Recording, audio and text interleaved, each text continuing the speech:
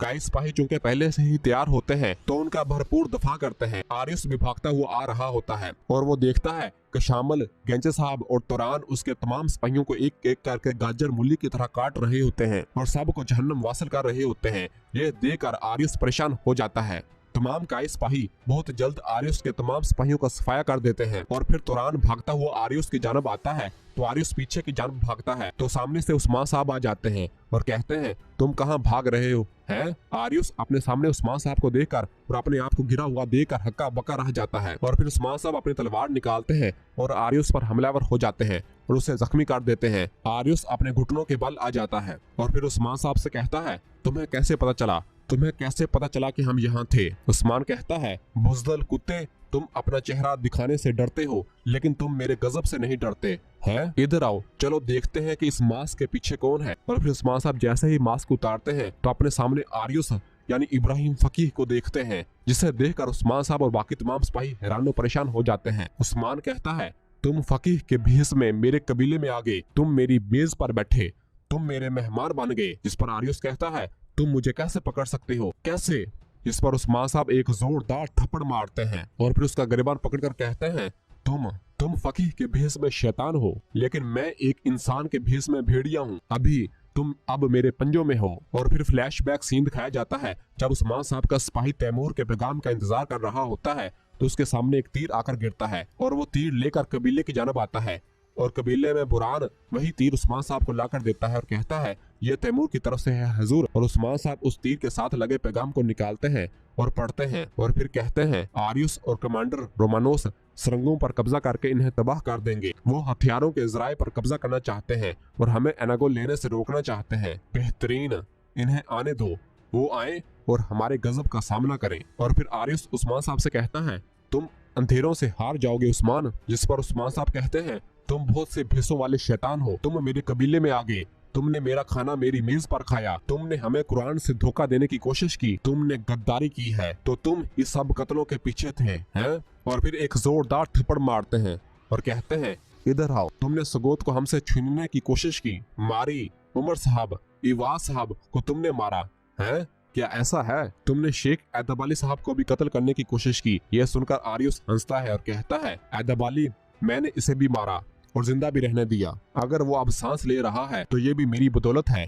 लेकिन मान लो उस्मान, मैंने कैसा खेल खेला, मैंने बहुत ही अच्छा खेल खेला, मैंने तुम्हारी आंखों में देखकर खेल खेला। हम हमेशा मौजूद रहेंगे और तुम जैसों को तबाह करेंगे, हम तुम्हें तबाह करने वाले हैं उस्मान। ये सुनकर उस्मान साहब आरियस का कान पकड़ता है और कहता है, तुम सिर्फ खुद को तबाह कर सकते हो, तो तुम इन तमाम सालों में बुराई फैलाते रहे हो हैं। तुमने बहुत से जाल बिछाए हैं लेकिन तुम्हें कुछ भी नहीं मिला।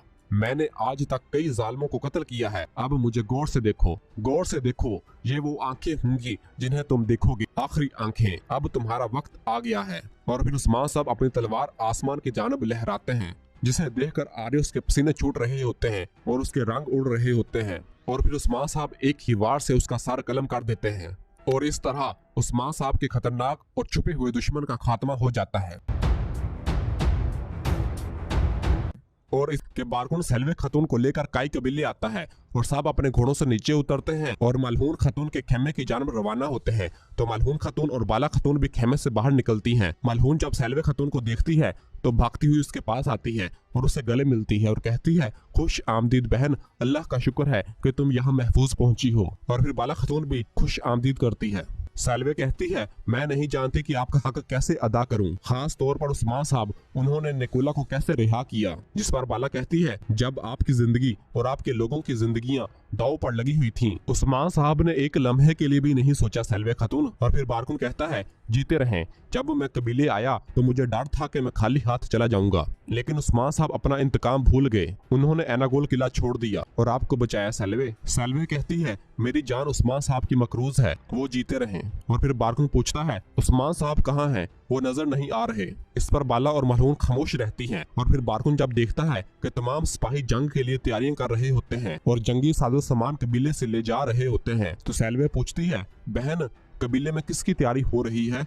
जिस पर मलहून कहती है ये फतह की तैयारी है बहन। और फिर बाला कहती है उस्मान साहब एनागोल को फतह करने के लिए गए हैं। ये सुनते ही बारकुन के रंग उड़ जाते हैं। और फिर सैलवे कहती है माशाल्लाह उस्मान साहब और नाकाई कबीला एक लम्हे के लिए भी नहीं रुका। और बारकुन से कहती है हमें भी मदद करनी चाहिए। इस पर बारकुन कहता है बिल्कुल। और फिर सैलवे कहती है कैजीर बेग के कबीले की खवातीन को भी आना चाहिए। मलहून कहती है बिल्कुल बहन, हर तरह की मदद तारीफ के काबिल होती है, हमें मिलकर फतह के लिए तैयार हो जाना चाहिए। जिस पर सैलवे कहती इंशाल्लाह बहन।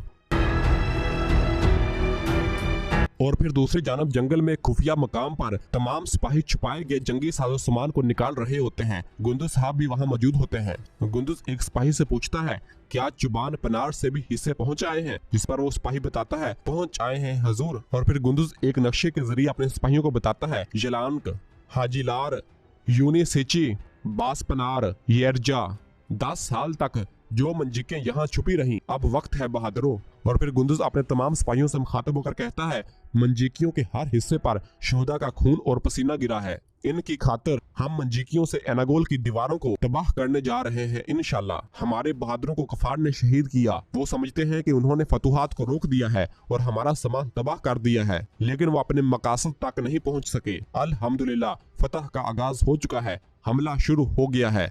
जिस पर तमाम सिपाही कहते हैं अल्हम्दुलिल्लाह हजूर। और फिर गुंदुज एक सिपाही से पूछता है क्या पपाजलक से भी मंजिकें पहुंच चुकी हैं। जिस पर वो सिपाही कहता है वो आखिरी थी, वो भी पहुंच चुकी हैं इंशाल्लाह। और फिर गुंदुज कहता है चलो बहादुरों, हम अल्लाह का नाम लेकर काम शुरू करेंगे। हम इन मंजिकियों को इकट्ठा करेंगे और अल्लाह की मदद से इन्हें एनागोल की दीवारों के सामने मुंतकिल कर देंगे। चलो बिस्मिल्लाह। और फिर सब सिपाही अपने अपने काम में मशगूल हो जाते हैं।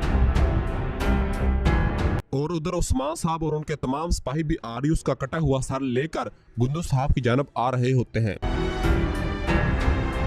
और फिर दूसरी जानब एनागोल किले में निकोला अपने तमाम सिपाहियों को इकट्ठा करता है और उन्हें कहता है कि आया निकोला वापस आ गया है। मुझे कैद करने का इख्तियार किसी को नहीं, वो मुझे कैद न कर सके। सिर्फ मुझे ही नहीं, मेरे किले को भी कोई असीर नहीं कर सकता। सिर्फ मैं आया निकोला इस पर हुकूमत कर सकता हूँ। जिसकी भी इस पर नजर है मैं इन सब को तबाह कर दूंगा। और फिर कहता है ये कभी मत भूलना, मैं तुम्हारे साथ हूँ और तुम मेरे साथ हो। और अब एक अजीम कमांडर हमारी फौज में शामिल हो गया है, कमांडर रोमानोस। और फिर रोमानोस तमाम सिपाहियों से मुखातब होकर कहता है मैं तुर्कों के खून का प्यासा हूँ। मैं और आया निकोला आगे बढ़ेंगे और आप हमारे पीछे चलेंगे बहादुर सिपाहियों। और फिर अपनी तलवार निकाल कर कहता है क्या आप हमारे साथ हैं। जिस पर तमाम सिपाही भी अपनी तलवारें निकाल कर कहते हैं हम आपके साथ हैं, हम आपके साथ हैं रोमानोस, हम आपके साथ हैं आया निकोला। और सब नारे बुलंद करते हैं।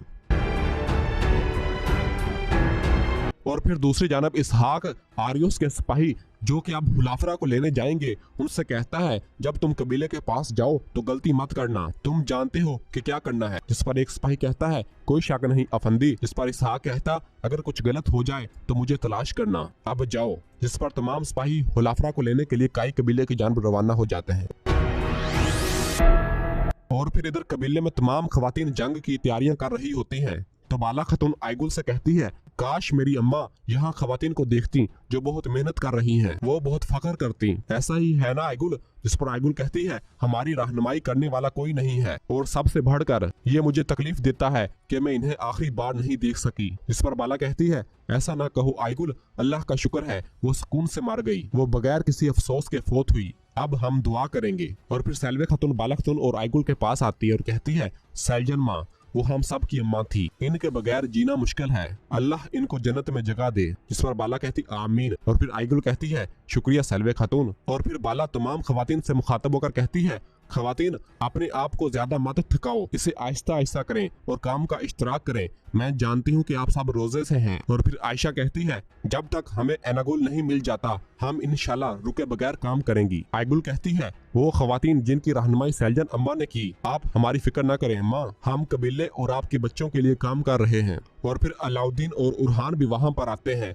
तो बाला कहती है माशाल्लाह मेरे बेटो, और उनसे मिलती है। उरहान कहता है आप हमें जंग में जाने नहीं देते लेकिन हम मदद करना चाहते हैं। बाला कहती है माशाल्लाह तुम्हारा भी वक्त आएगा, इस वक्त तक आपको मैदान में बहुत ज्यादा तरबियत देना पड़ेगी। और फिर मलहून कहती है बाला माँ की बात ठीक है मेरे बेटो, आपका वक्त जल्द आने वाला है। और फिर मलहून हुलाफरा से कहती है खुद को मत थकाओ मेरी प्यारी लड़की। और फिर अलाउद्दीन पूछता है सामान कहाँ जा रहा है अम्मा, क्या हम इनको ले जाने में मदद नहीं कर सकते। जिस पर बाला कहती है ये सामान एनागोल किले की तरफ जा रहा है अलाउद्दीन। और फिर बाहर से ड्रम बजने की आवाज आती है तो बाईसंगूर भागता हुआ वहाँ पर आता है। मलहून पूछती है कौन आ रहा है बाईसंगूर, ये ढोल क्यों पीट रहे हैं। जिस पर बाईसंगूर कहता है खुलाफरा के चचा के सिपाही आ रहे हैं मलहून खातून। जिस पर मलहून कहती है वो तवील सफर करके आए हैं, इन्हें आज रात यहीं रहना चाहिए, इन्हें मेहमान खाने में ले जाओ, मैं इनसे बात करूंगी इंशाल्लाह।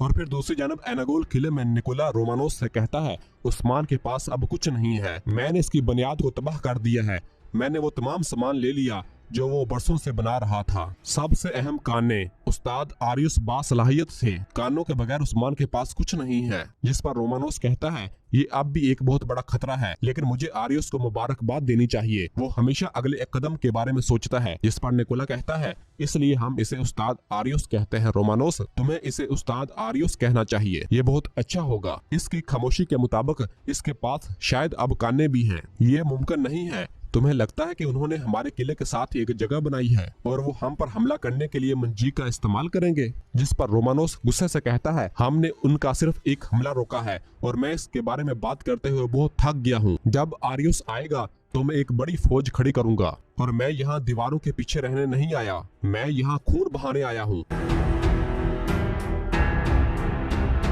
और फिर दूसरी जानब गुंदुल साहब की सरबराही में तमाम सिपाही मंजीकियों को लेकर एनागोल की